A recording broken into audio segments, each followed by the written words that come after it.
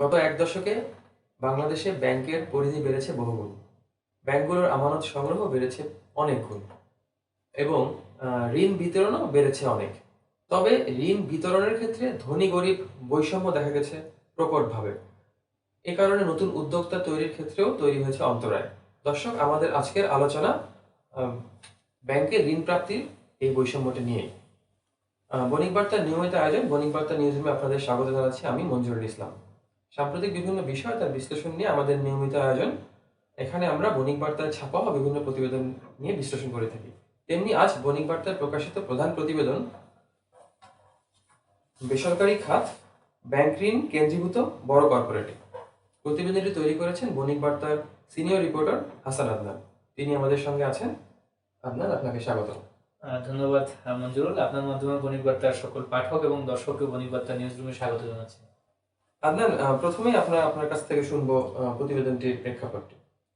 মঞ্জুরুল, ধন্যবাদ আপনাকে। আপনি যেমনটি বলছিলেন যে আমাদের ব্যাংক ঋণের পর্যাপ্ততা বা কেন্দ্রীভূতিকরণ, এটির মাধ্যমে আমাদের সমাজের ধনী দরিদ্রের যে বৈষম্য, সম্পদের যে বৈষম্য, সেটিকে অনেক বেশি উস্কে দিচ্ছে। আমরা আজকে প্রতিবেদনে যে জিনিসটি উল্লেখ করেছি বা যে প্রেক্ষাপটে আমাদের আজকের প্রতিবেদনটি করা, সেটি হচ্ছে যে আমাদের গত এক দশকে আমাদের ব্যাংকিং খাতে নতুন নতুন ব্যাংকিং সেবা যুক্ত হয়েছে। এই ব্যাংকিং সেবার মধ্যে যেমন আছে এজেন্ট ব্যাংকিং এর মতো একদম প্রান্তিক জনগোষ্ঠীর কাছে পৌঁছে যাওয়ার ব্যাংকের ইনস্ট্রুমেন্ট বা উপকরণ। তো আমরা দেখছি যে আমাদের 2010 থেকে 2020 সালের এই সময়ে আমাদের ব্যাংকিং খাতে আমানতের হিসাব সংখ্যার প্রবৃদ্ধি হয়েছে 156%, তথা আমাদের ব্যাংকিং খাতে গত এক দশকে প্রায় 7 কোটি হিসাব যুক্ত হয়েছে। তার মানে হচ্ছে 7 কোটি জনগোষ্ঠী না হোক, অন্তত বিপুল জনগোষ্ঠী আমাদের ব্যাংকিং খাতের আমানত জমা রাখার মাধ্যমে যুক্ত হয়েছে।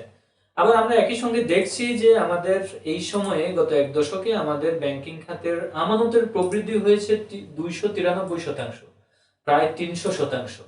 তো সেই জায়গা থেকে আমরা যদি আবার ঋণ বিতরণের চিত্রটাও দেখি, তাহলে আমরা দেখব যে এক দশকের ঋণ বিতরণের পরিমাণ অনেক বেড়েছে। আমরা দেখছি যে আমাদের ঋণ বিতরণের প্রবৃদ্ধি হয়েছে এক দশকে 347%। এটি যে কোনো একটি দেশের অর্থনীতির জন্য আমি বলবো যে এক দশকে একটি বড় ধরনের সাফল্য, যে এক দশকে তার ব্যাংক ঋণের, বেসরকারি খাতের ব্যাংক ঋণের প্রবৃদ্ধি 347%। কিন্তু আমরা যদি অন্য দিকটা দেখি, এই যে 347%-এর প্রবৃদ্ধি, এই প্রবৃদ্ধির সুফল আসলে কারা পেয়েছে, কাদের ঘরে গিয়েছে? তা আমরা যদি সেটা বলি, যে তাহলে আমরা দেখছি বাংলাদেশ ব্যাংকের পরিসংখ্যান অনুযায়ী গত এক দশকে আমাদের ব্যাংকিং খাতে ঋণ গ্রহীতার হিসাব সংখ্যা বেড়েছে মাত্র 20.99% বা প্রায় 21%। তার মানে হচ্ছে যে আমাদের যে নতুন করে অর্থনীতিতে বা বেসরকারি খাতে যে 8 লাখ কোটি টাকার মতো ঋণ গিয়েছে, সেই ঋণের গিয়েছে মাত্র এই 20% প্রবৃদ্ধির যে গ্রাহক, সেই গ্রাহকদের কাছে। পুরানোরা অনেক বড় হয়েছে। আবার এই যে আমরা আজকে পরিসংখ্যান দিয়েছি বাংলাদেশ ব্যাংকের ডাটা থেকে, সেটি হচ্ছে যে আমরা দেখছি যে গত এক দশকে আমাদের ব্যাংকিং খাতে আমানতকারী হিসাব সংখ্যা বেড়েছে প্রায় 7 কোটি, আর ঋণ গ্রহীতার হিসাব সংখ্যা বেড়েছে মাত্র 18,70,000। তাহলে এই 18,70,000-এর মধ্যে আমাদের খুব ছোট ছোট ঋণ গ্রহীতা আছে। যেমন আছে একজন কৃষক, প্রান্তিক কৃষকের কোন ব্যাংক হিসাব, যেখানে ঋণ যেমন এখানে আছে, এবং একইভাবে আছে ক্রেডিট কার্ড নেওয়ার মতো, ক্রেডিট কার্ড বা ছোট ছোট রিটেল লোন, কেউ ফ্রিজ কিনবে, কেউ এয়ার কন্ডিশন কিনবে, এই জন্য ব্যাংকগুলো এখন ঋণ দিচ্ছে। গাড়ি কেনার জন্য ঋণ দিচ্ছে, বাড়ি নির্মাণের জন্য ঋণ দিচ্ছে, বা ফ্ল্যাট কেনার জন্য ঋণ দিচ্ছে। এরকম রিটেইলের ঋণগুলোর হিসাবও কিন্তু এটার মধ্যে যুক্ত হয়েছে। তো তার মানে হচ্ছে যে মাত্র 18 লাখ গ্রাহক আমাদের ঋণ গ্রহীতা হিসেবে ব্যাংকিং খাতে যুক্ত হয়েছে। বিপরীতে 7 কোটি জনগোষ্ঠী ব্যাংকের আমানত রাখার মাধ্যমে ব্যাংকিং খাতে যুক্ত হয়েছে। তো টোটাল আমাদের ব্যাংকিং খাতে বর্তমানে আমানতকারীর সংখ্যা, হিসাব সংখ্যা প্রায় 10 কোটি। তো সেই 10 কোটি 11 কোটির কাছাকাছি। তো সেই 11 কোটি আমানতকারীর আমানতের অর্থ থেকে ব্যাংক ঋণ দিয়েছে গ্রাহকদের, এবং সেই টাকা গিয়েছে মাত্র 1 কোটি মানুষের কাছে। তো তার মানে 1 কোটি মানুষ বলবো না, আমি 1 কোটি গ্রাহকের ব্যাংকের হিসাবে, ব্যাংক হিসাবের মাধ্যমে বিতরণ হয়েছে। এবং এটার গ্রাহক সংখ্যা যদি আমরা শর্টিং করি, তাহলে দেখা যাবে যে একজন ঋণ গ্রহীতার অনেক বড় বড় কর্পোরেট গ্রুপগুলোর একজনেরই হয়তো 200-400 ব্যাংক হিসাব আছে এবং সেই ব্যাংক হিসাবে নিয়মিত ঋণের লেনদেন হচ্ছে, সেটি যদি আমরা করি, পরিসংখ্যান দিয়ে যদি আমরা বিশ্লেষণ করি, তাহলে আমরা দেখব যে হয়তো আমাদের এই বিপুল ব্যাংক ঋণ আসলে খুব অল্প কিছু মানুষের কাছে কেন্দ্রীভূত, এবং সেই জায়গা থেকে আমরা ব্যাংকিং খাতের ঋণ যে একটি কেন্দ্রীভূত হয়ে যাচ্ছে এবং কেন্দ্রীভূত ঋণের মাধ্যমে যে ধনী দরিদ্রের বৈষম্য, সম্পদের বৈষম্য দিন দিন আরো বেশি প্রকট হচ্ছে, সেই জিনিসটি আসলে আমাদের আজকের প্রতিবেদনে তুলে ধরা। আদনান, আপনার প্রতিবেদনে আপনি বলেছেন যে ব্যাংক গ্রহীতার ব্যাংক ঋণ গ্রহীতার সংখ্যা বেড়েছে মাত্র 21%। আর সম্পদের মতোই দেশের ব্যাংকগুলো অল্প কিছু মানুষের কাছে কেন্দ্রীভূত হয়ে পড়েছে। এটা কেন হচ্ছে, এটা নিয়ে একটু বলবেন ছোট করে?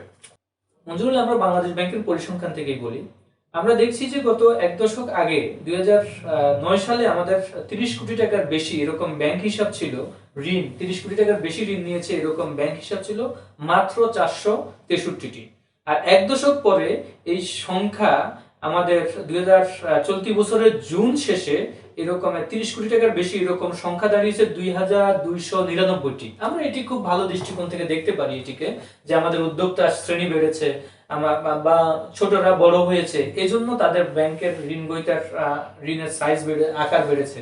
কিন্তু আমরা যদি অপর দিকে একটা জিনিস দেখি, যে 2010 সালে 30 কোটি টাকার বেশি এরকম ঋণ গ্রহীতাদের কাছে ব্যাংকের ঋণ ছিল মাত্র 24,086 কোটি টাকা।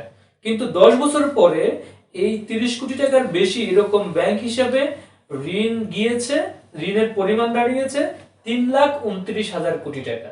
অপর একটি পরিসংখ্যান যদি আমরা দেখি, যে আমাদের বর্তমানে 50 কোটি টাকার বেশি এরকম ব্যাংক হিসাবে সংখ্যা মাত্র 243টি, কিন্তু এই 243টি ব্যাংক হিসাবে বিপরীতে ব্যাংকের ঋণের পরিমাণ দাঁড়িয়েছে 2,50,953 কোটি টাকা।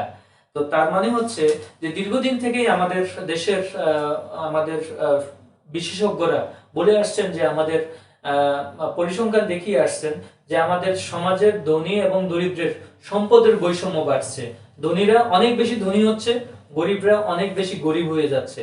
তো সেই জায়গা থেকে বা সম্পদের যে বৈষম্য, সেই জিনি যেটাকে বলা হয় অর্থনৈতিক ভাষায়, সেই জিনিটা অনেক বেশি পরিমাণে আমাদের বড় হচ্ছে, গ্যাপটা বড় হচ্ছে।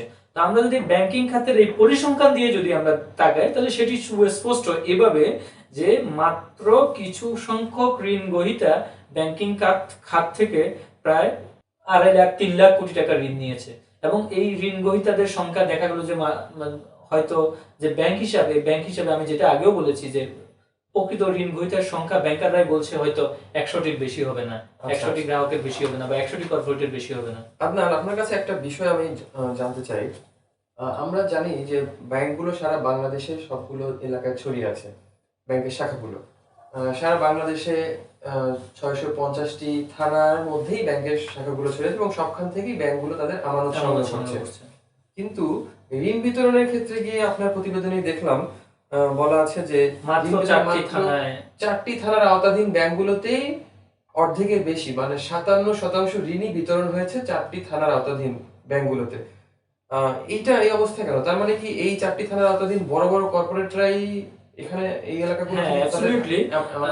আপনি যেটা বলছিলেন যে আমাদের ব্যাংকিং 650টি সারা দেশের থানা আছে।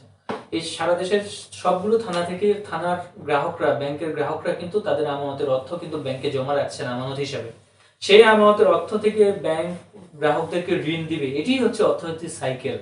কিন্তু সেই সাইকেলে আমরা যেটা দেখছি, যে আমাদের ব্যাংকগুলো তার টোটাল আমানতের 57%ই বিতরণ করেছে মাত্র 4টি থানার অন্তর্ভুক্ত ব্যাংকের শাখাগুলোর মাধ্যমে। তো সেই 4টি থানা কি?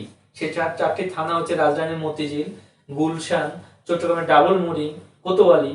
তো এই 4টি থানার মাধ্যমে যদি 57% ঋণ বিতরণ হয়, তার মানে এটির আকার দাঁড়ায় প্রায় 6 লাখ কোটি টাকা। এর মধ্যে শুধু রাজধানীর মতিঝিলের অবস্থিত ব্যাংকের শাখাগুলোর মাধ্যমে ঋণ বিতরণ হয়েছে 2,77,000 কোটি টাকা। তো রাজধানীর মতিঝিলের শাখাগুলো তো ব্যাংকের সবগুলো কর্পোরেট শাখা। এই কর্পোরেট শাখাগুলো থেকে কিন্তু বড় বড় কর্পোরেটরা বেশিরভাগই ঋণ পান। এখান থেকে কিন্তু প্রান্তিক জনগোষ্ঠীর কোনো কৃষক যেমন ঋণ পাবে না, ঋণ পাওয়ার সুযোগ নাই। একইভাবে খুব ছোট কোনো উদ্যোক্তা, এসএমই কোনো উদ্যোক্তা, সেও গিয়ে কিন্তু এখান থেকে ঋণ পাওয়ার সুযোগ খুবই কম।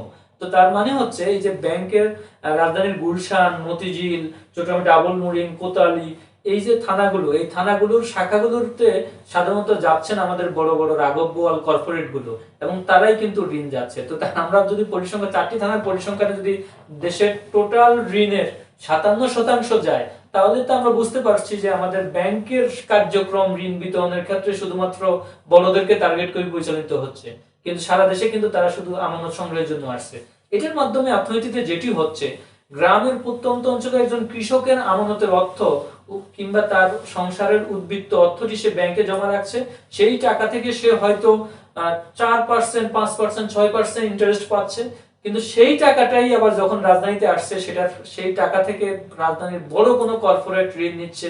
সেই ঋণের অর্থ থেকে দেখা যাচ্ছে যে মানে তাদেরই ভোগ, তাদেরই সম্প্রসারণ, তাদেরই জীবনের, আমরা যেটা দেখছি যে আমাদের ব্যাংকের বড় বড় গ্রাহকদের লাক্সারি জীবন, যেগুলো নিয়ে অনেক বেশি সমালোচনা আছে, সেটি হচ্ছে। আর ধনী হচ্ছে, গরিব আরো বেশি পরিমাণে গরিব হচ্ছে।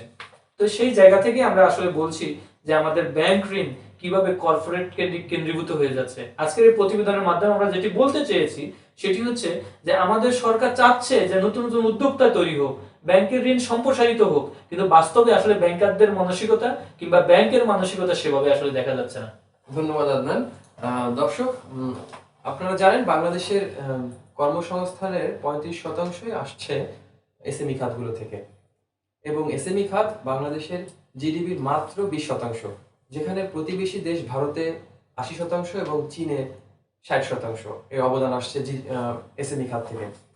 বাংলাদেশে এসএমই খাতের অবদান কম হওয়ার অন্যতম প্রধান কারণ নতুন উদ্যোক্তা তৈরি না হওয়া, বিশেষ করে ছোট ছোট উদ্যোক্তা তৈরি না হওয়া। আমরা আশা করব নতুন উদ্যোক্তাদের ঋণ প্রাপ্তি সহজলভ্য হবে এবং এসএমই খাত আরো এগিয়ে যাবে।